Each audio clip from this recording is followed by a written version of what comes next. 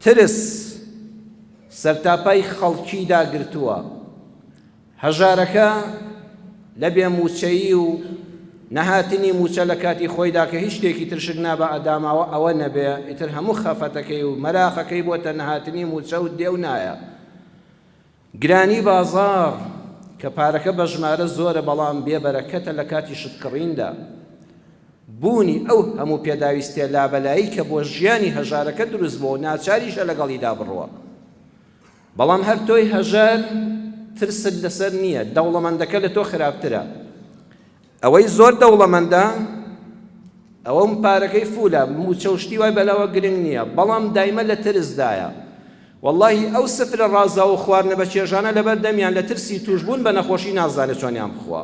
دایمە ترسی هەیە، شەکرەکەم بەرز نەبێ و زەختەکەم نایەتە خوار و تۆ لە فەقیریان چێژ وەرناگری، ئەو لە ترسی نەخۆشی چێژ وەرناگرێ. پاشان ترسی مردن کۆی کردوتەوە وە گەیشتۆتە کۆتایی تەمەن، ئێستا چێشی دێوە دەگرێت دایمە لە بیرێتی وەڵی بەجێ دێڵم. ترسی پیری، ڕۆژە پیر دەبم.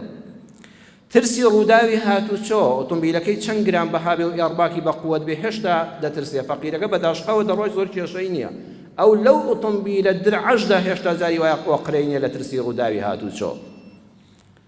کوڕ و کچی ناپەسەند، دەوڵەمەندەکە دایمە دەترسێ خوا بکەم کوڕەکەم کچەکەم ئەوەی لە منداڵیەوە بە کەسابەت کۆم کردوێتەوە لە ڕووداوێکە پێم دانەنێ، تووشی سوڵحێکم نەکاو هیچم بەدەستەوە نەمێنێ.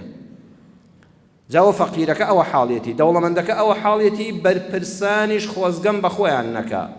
واللهی ئەوانش حاڵیان نییە، هەموو بەرپرسێک چوار ترس دایمە لە دڵیایەتی.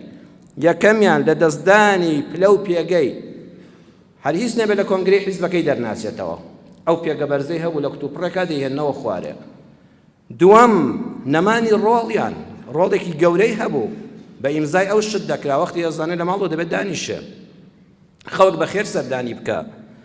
سێمیان چۆڵبوونی چواردەوریان، بەخوا هیچ پێگەیەک تا سەر ئەو قەڵەباڵغێن نامێنێ، ڕۆژێ خواخوای برادەرە کۆنێک تە سەردانت بکاتەوە.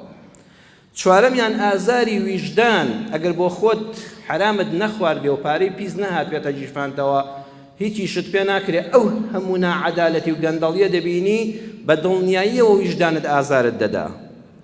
کورت و پوخت، دڵ ئارامەکە کەمە لە کۆمەڵگادا، دڵ بە خەم و کێشەدارەکە زۆرە.